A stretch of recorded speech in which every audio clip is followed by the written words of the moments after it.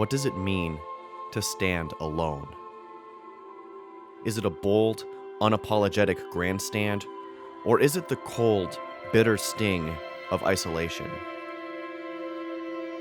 Elijah, one of God's prophets, had to face these exact questions. Ahab, the ruler of the northern kingdom of Israel and one of the worst kings ever in the land, had led Israel away from God and into the worship of other deities like Baal and Asherah. In response, God raised up Elijah as a prophet to confront this corruption. There was no rain in the whole land of Israel until an epic showdown between Elijah and Ahab's prophets of the false god Baal. Elijah challenged these prophets to ask their God to send down fire from heaven. While they were unable, Elijah successfully reminded his people who their true God was, as he sent down fire to end the contest, and soon after that, rain to end the famine. But after his decisive victory on Mount Carmel, Elijah received a death threat from King Ahab's wife, Queen Jezebel. Now Elijah, who moments before had been bold, confident, and full of faith, just ran away. It seems like a sudden change of heart, but fear, pain, and isolation can break the human spirit.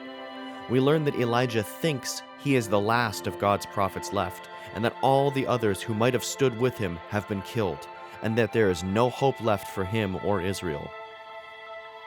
Surprisingly, God isn't harsh with Elijah.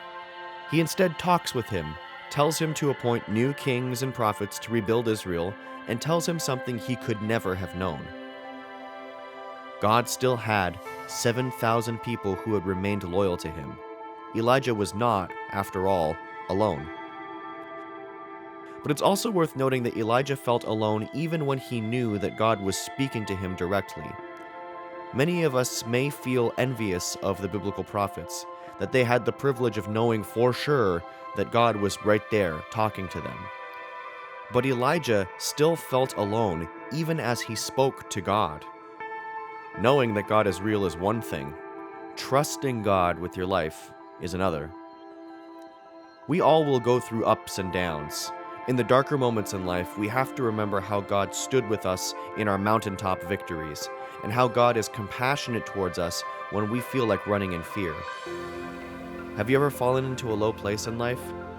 God is waiting to put you back into the fight, as brave and as strong as ever. Sometimes you may have to stand alone for God, but nobody standing with God is ever truly alone.